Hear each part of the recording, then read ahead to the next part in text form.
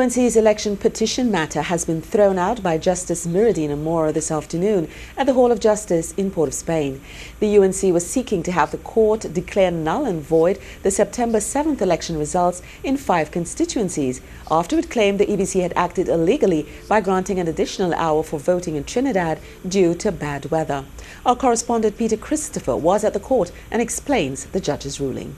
Basically, she said that the court would not be justified to call the elections void because although they acted illegally with the extension, they were in compliance with the majority of the election rules, and even the extension was an attempt to make sure that all citizens had the right, they protected the rights of all citizens to vote. So, because they were in compliance with so many things concerning the election, there was no proof that the elections were not free or fair or tainted or corrupted, and as such, the UNC argument was shown up.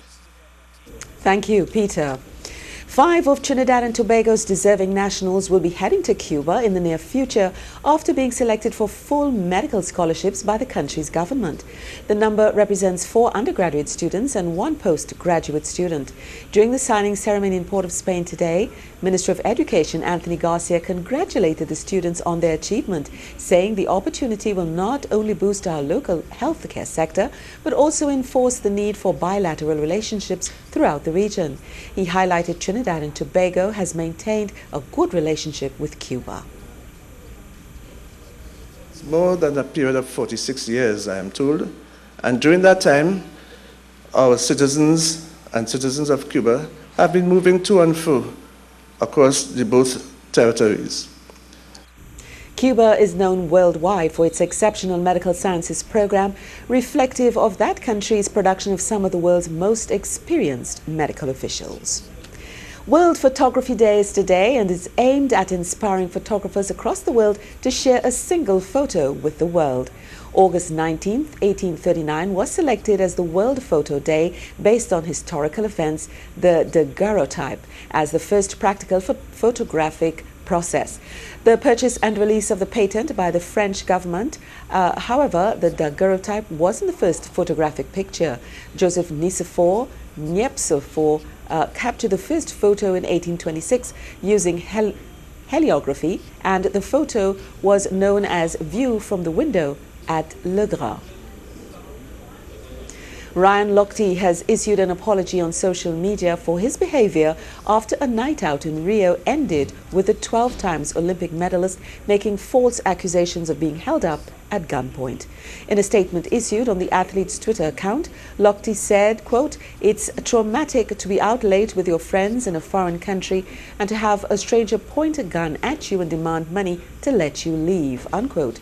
But he admitted he should have been more responsible. The 32-year-old said he apologized for not being more careful and candid in his description of the events. The U.S. Olympic Committee also issued an apology in a statement on Thursday, saying the behavior of these athletes is not acceptable, nor does it represent the values of the Team USA, and a further review is to be conducted with further potential consequences for the athletes involved. Brazil police announced that Jimmy Fagan, one of the 4 swimmers involved, had agreed to pay US $11,000 to a local charity. And now it's time for a look at the weather. Daytime showers are popping up across western Trinidad in particular and around the south coast. We could be seeing a late afternoon thunder shower as well around the Gulf of Paria. The atmosphere remains moist and unstable as a tropical wave passes through today. The moisture will remain with us for the first part of Saturday and then eventually begin to fade. Today was a hot day, 34 degrees Celsius at Piarco, 32 degrees Celsius at ANI International, and we'll likely see a warm night above 25 degrees Celsius. From Ireland's heading out, look for east-southeasterly winds of 15 to 20 knots through Saturday, with northeasterly swells of 7 to 8 seconds and wind waves of 1.5 to 2 meters offshore through the Caribbean and the Atlantic. Meanwhile, Tropical Storm Fiona remains well out to sea, posing no threat to Trinidad and Tobago. Low tide at 11 p.m. is followed by a high tide at 5:30 p.m.